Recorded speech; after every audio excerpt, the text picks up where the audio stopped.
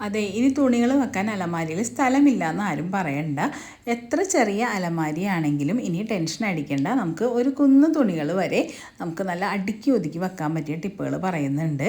പിന്നെ കുറച്ച് നല്ല കിച്ചൺ ടിപ്പുകളും ഉൾപ്പെടുത്തിയിട്ടുണ്ട്. അപ്പോൾ ടിപ്പുകൾ ഇഷ്ടമെങ്കിൽ ലൈക്ക് ചെയ്യുകയും ഫ്രണ്ട്സിനൊക്കെ ഷെയർ ചെയ്ത് കൊടുക്കുകയും ചെയ്യണേ. അപ്പോൾ നമുക്കിനി നേരെ വീഡിയോയിലേക്ക് പോകാം.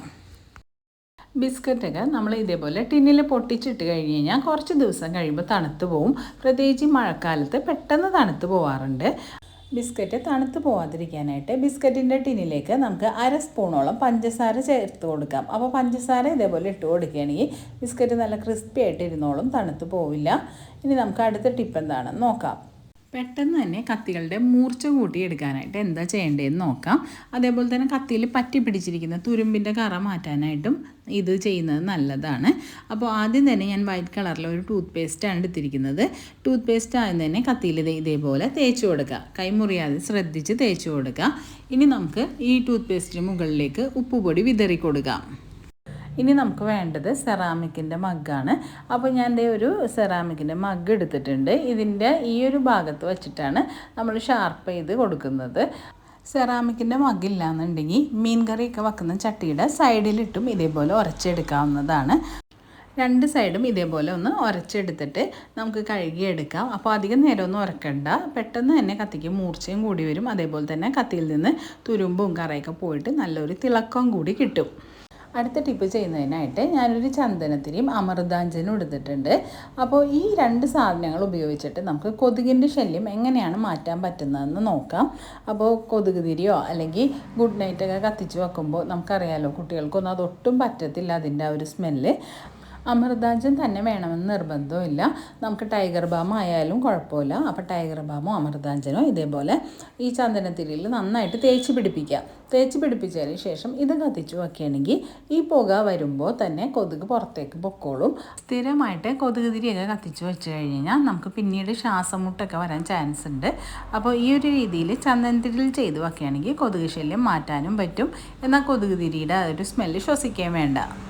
പരിപ്പ് വാങ്ങി കുറച്ച് ദിവസം കഴിയുമ്പോൾ തന്നെ ചെള്ള് കയറാറുണ്ടല്ലേ. അപ്പോൾ പരിപ്പിൽ ചെള്ള് കയറാതിരിക്കാനായിട്ട് പരിപ്പ് നമ്മൾ അധികമൊക്കെ വാങ്ങി സ്റ്റോർ ചെയ്ത് വെക്കുന്ന സമയത്ത് പരിപ്പിൻ്റെ ടിന്നിനുള്ളിലേക്ക് 3 അല്ലെങ്കിൽ 2 കൊല്ലമുളക് ഇതേപോലെ അങ്ങ് ഇട്ട് വെക്കാം. പരിപ്പിൽ മാത്രമല്ല പയറ്, കടല അങ്ങനെയുള്ള ധാന്യങ്ങൾ നമ്മൾ സൂക്ഷിച്ച് വെക്കുമ്പോഴും ഈ ഒരു രീതിയിൽ ചെയ്യാവുന്നതാണ്. അപ്പോൾ ഒട്ടും തന്നെ ചെള്ള് കയറില്ല. ഞാൻ ഈ ഒരു രീതിയിലാണ് പരിപ്പൊക്കെ സ്റ്റോർ ചെയ്യുന്നത്. ഈ തണുപ്പുള്ള സമയത്തൊക്കെ പഞ്ചസാര പെട്ടെന്ന് കട്ട പിടിച്ച് പോവാറുണ്ട്, അല്ലെങ്കിൽ വെള്ളം ഒലിച്ചൊക്കെ പോവും. പിന്നെ ഉറുമ്പിൻ്റെ ശല്യം ഉണ്ടാവാറുണ്ട്. അപ്പോൾ ഉറുമ്പ് കയറാതിരിക്കാനും അതേപോലെ തന്നെ വെള്ളം ഒലിച്ച് കട്ട പിടിച്ചൊക്കെ പോവാതിരിക്കാനായിട്ടും ഇതേപോലെ കുറച്ച് ഗ്രാമ്പൂ ഇട്ട് കൊടുത്താൽ മതി. അടുത്ത ടിപ്പ്, വേപ്പില കുറേ നാൾ നല്ല ഫ്രഷ് ആയിട്ട് ഇരിക്കാൻ പറ്റിയ ടിപ്പാണ്. ഞാനിതിപ്പോൾ ഫ്രിഡ്ജിൽ നിന്ന് എടുത്ത വേപ്പിലയാണ്. ഞാൻ 2 ആഴ്ചയിൽ കൂടുതലായി വേപ്പില ഫ്രിഡ്ജിൽ വെച്ചിട്ട്. നോക്കിക്കേ, ഈ വേപ്പില ഇപ്പോഴും നല്ല ഫ്രഷ് ആയിട്ട് തന്നെയാണ് ഇരിക്കുന്നത്. അപ്പോൾ ഈ ഒരു രീതിയിൽ നമ്മൾ പ്ലാസ്റ്റിക്കിൻ്റെ ടിന്നിലോ അല്ലെങ്കിൽ ചില്ലിൻ്റെ കുപ്പികളിലോ ഇട്ട് വെക്കാവുന്നതാണ്. ടിന്നിൽ സൂക്ഷിക്കുമ്പോൾ വേപ്പില നല്ല ഫ്രഷ് ആയിട്ടിരിക്കും. കൂടുതൽ വേപ്പിലൊക്കെ കിട്ടുന്ന സമയത്ത് ഇതേപോലെ ഞാൻ 2 ടിന്നിലായിട്ടാണ് വെക്കുന്നത്. ഒരു ചെറിയ ടിന്നിലും ഒരു വലിയ ബോക്സിലായിട്ട് വെക്കും. അപ്പോൾ ഇങ്ങനെ ചെയ്യുമ്പോൾ നമുക്ക് ഈ വലിയ ബോക്സ് എപ്പോഴും തുറക്കുകയും അടയ്ക്കുകയും ചെയ്യേണ്ട ആവശ്യമില്ല. അപ്പോൾ അത് എപ്പോഴും ഇങ്ങനെ അടഞ്ഞിരുന്നോളും. ഇത് ചെറിയ ടിന്നിൽ തീരുമ്പോൾ മാത്രം ഇതിൽ നിന്ന് കുറച്ചെടുത്ത് ചെറിയ ടിന്നിലേക്ക് ഫില്ല് ചെയ്ത് കൊടുക്കും. വേപ്പില കമ്പിൽ നിന്ന് അടർത്തിയിട്ട് ഈ ഒരു രീതിയിലാണ് നമ്മൾ സൂക്ഷിച്ച് വെക്കേണ്ടത്. അപ്പോൾ ഇത് കുറേ ദിവസമായിട്ട് ഫ്രിഡ്ജിലിരിക്കുന്ന വേപ്പിലയാണ്. നോക്കിക്കുക എന്ത് ഫ്രഷ് ആയിട്ടാണ് ഇപ്പോഴും ഇരിക്കുന്നതെന്ന്. വീട്ടിൽ നിന്ന് അധികം വേപ്പിലയൊക്കെ കൊണ്ടുവന്നിട്ട് ഞാൻ മാസങ്ങളോളം ഈ ഒരു രീതിയിൽ ഫ്രഷ് ആയിട്ട് തന്നെ സൂക്ഷിച്ച് ഫ്രിഡ്ജിൽ വെക്കാറുണ്ട്. അപ്പോൾ നിങ്ങൾ കിറ്റുകളിലൊക്കെ ഇട്ടാണ് ഇപ്പോഴും വെക്കുന്നതെങ്കിൽ ഇനി ഒരു പ്രാവശ്യമെങ്കിലും ഇതേപോലെ ടിന്നിലൊന്ന് സൂക്ഷിച്ച് നോക്കിയിട്ട് നിങ്ങളുടെ അഭിപ്രായം പറയണേ. അടുത്ത ടിപ്പ്, അലമാരി ചെറുതാണെങ്കിൽ നമുക്ക് കൂടുതൽ വസ്ത്രങ്ങൾ ഒതുക്കി എങ്ങനെ വെക്കാമെന്നും അതേപോലെ തന്നെ നല്ല വൃത്തിയോടുകൂടി എങ്ങനെയാണ് സൂക്ഷിക്കേണ്ടതെന്ന് നോക്കാം. ആദ്യം തന്നെ സാരി നമുക്ക് എങ്ങനെയാണ് അലമാരയിൽ മടക്കി ഒതുക്കി വെക്കുന്നതെന്ന് നോക്കാം. അപ്പോൾ അതിനായിട്ട് ഞാനൊരു ഹാങ്കർ എടുത്തിട്ടുണ്ട്. ഇനി നമുക്ക് സാരിയുടെ ഒരു 1/4 ഭാഗം ഇതേപോലെ ഒന്ന് ഉള്ളിലേക്ക് കയറ്റി വെച്ച് കൊടുക്കാം.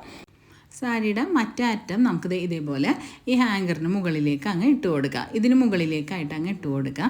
ഇങ്ങനെ ചെയ്യണേ സാരി ഒരുപാട് നീളത്തിൽ കിടക്കുകയുമില്ല, നന്നായിട്ട് ഒതുങ്ങിയിരിക്കും. പിന്നെ ഷിഫോൺ സാരിയൊക്കെയാണെങ്കിൽ നമുക്കറിയാലോ, സാരി ഹാങ്കറിൽ ഇട്ടാലും 2-3 പ്രാവശ്യം നമ്മൾ അലമാരി തുറക്കുക അടക്കുകയൊക്കെ ചെയ്യുമ്പോൾ അത് പെട്ടെന്ന് ഊർന്ന് താഴെയൊക്കെ വീഴും. അപ്പോൾ ഈ ഒരു രീതിയിൽ ചെയ്യണമെങ്കിൽ നന്നായിട്ടത് ഹാങ്കറിൽ ലോക്കായിട്ട് ഇരുന്നോളും. പിന്നെ ഊർന്ന് വീഴുകയോ അങ്ങോട്ടും ഇങ്ങോട്ടും ചെരിഞ്ഞു പോവുകയോ ഒന്നുമില്ല. സാരിയുടെ പാവാട തപ്പിയായിരിക്കും നമ്മൾ അലമാരിയിൽ അടുക്കി വെച്ചിരിക്കുന്ന ക്ലോത്ത് എല്ലാം തന്നെ അടുക്കൊക്കെ മാറ്റുന്നത്. അപ്പോൾ ഇനി നമുക്ക് ഈ ഒരു രീതിയിൽ വയ്ക്കുകയാണെങ്കിൽ പാവാട തിരഞ്ഞും സമയം കളയണ്ട. സാരിയുടെ മുകളിലേക്ക് നമുക്ക് അതിൻ്റെ മാച്ചിങ് ആയിട്ടുള്ള അണ്ടർ സ്കർട്ട് ഇതേപോലെ അങ്ങ് വച്ചു കൊടുക്കാം. ഇനി നമുക്ക് ബ്ലൗസും ഇതേപോലെ തന്നെ ഇതിനോടുകൂടെ തന്നെ നമുക്ക് അറ്റാച്ച് ചെയ്ത് വെക്കാവുന്നതാണ്. അപ്പോൾ സാധാരണ ഹാങ്കറിൽ നമ്മൾ ഷർട്ടൊക്കെ ഇടൂലേ, ആ ഒരു രീതിയിൽ ബ്ലൗസ് അങ്ങ് ഇട്ട് കൊടുക്കുക. എന്നിട്ട് ബ്ലൗസിൻ്റെ ഹുക്കൊക്കെ അങ്ങ് ഇട്ട് കൊടുത്തു കഴിഞ്ഞാൽ നമുക്ക് എവിടെയെങ്കിലുമൊക്കെ പോകുന്ന സമയത്ത് പിന്നെ ബ്ലൗസും സ്കേർട്ടൊക്കെ ഒന്നും തപ്പി നേരം കളയണ്ട. പിന്നെ അലമാരിയിൽ നന്നായിട്ട് തന്നെ ഒതുങ്ങി ഒരു സൈഡിൽ ഇരുന്നോളും. അപ്പോൾ ഈ ഒരു രീതിയിൽ എല്ലാ സാരിയും നമ്മൾ ചെയ്ത് വെക്കുകയാണെങ്കിൽ തന്നെ അലമാരിയിൽ അണ്ടർ സ്കേർട്ട് ഇരുന്ന ആ ഒരു സ്ഥലമൊക്കെ നമുക്ക് വേറെ തുണികൾ വെക്കാനൊക്കെ ആയിട്ട് യൂസ് ചെയ്യാൻ പറ്റും. ഇങ്ങനെ സെറ്റ് ചെയ്യുമ്പോൾ അയൺ ചെയ്തും കൂടിയാണ് വെക്കുന്നതെങ്കിൽ നമുക്ക് എവിടെയെങ്കിലും പോകുന്ന സമയത്ത് നല്ല എളുപ്പമായിരിക്കും. പെട്ടെന്ന് എടുത്തങ്ങ് കൊടുത്താൽ മതി. ഇനി നമുക്ക് അടുത്ത ടിപ്പ് നോക്കാം. ചിലപ്പോൾ ഒരു സോക്സ് കാണും, ഒരു സോക്സ് കാണില്ല. പിന്നെ ഈ ഒരു സോക്സ് തപ്പി അലമാരി മൊത്തം നമ്മൾ കീഴ്മേൽ മറിക്കും. അപ്പോൾ അങ്ങനെ ഒരു പ്രശ്നം ഇല്ലാണ്ടിരിക്കാനായിട്ട്, സോക്സ് ഒന്നും മാറിപ്പോവാതിരിക്കാനായിട്ട് ഇതേപോലെ 2 സോക്സ് ഒരുമിച്ച് വെച്ച് മടക്കുക. എന്നിട്ട് താഴെയുള്ള സോക്സിൻ്റെ ഈ ഒരു ഭാഗം ഇതേപോലെ അങ്ങ് ചെയ്തു കൊടുക്കാം. അപ്പോൾ ഈ ഒരു രീതിയിൽ ചെയ്യണമെങ്കിൽ ഒരു സോക്സ് കാണാതാവില്ല, രണ്ടും ഇതിനുള്ളിൽ തന്നെ ഉണ്ടാവും. പിന്നെ യാത്രയൊക്കെ പോകുമ്പോഴാണെങ്കിലും ബാഗിലൊക്കെ വെക്കാനായിട്ടൊക്കെ വളരെ എളുപ്പമാണ്. ഇന്നത്തെ ടിപ്പുകൾ ഇഷ്ടമായിട്ടുണ്ടാവുമെന്ന് കരുതുന്നു. ഇഷ്ടമെങ്കിൽ ലൈക്ക് ചെയ്യുകയും ഫ്രണ്ട്സിനൊക്കെ ഷെയർ ചെയ്ത് കൊടുക്കുകയും ചെയ്യണേ. നെക്സ്റ്റ് ഒരു യൂസ്ഫുൾ വീഡിയോ ആയിട്ട് ഉടനെ വരാം. അതുവരെ എല്ലാവർക്കും ബൈ ബൈ. Thank you.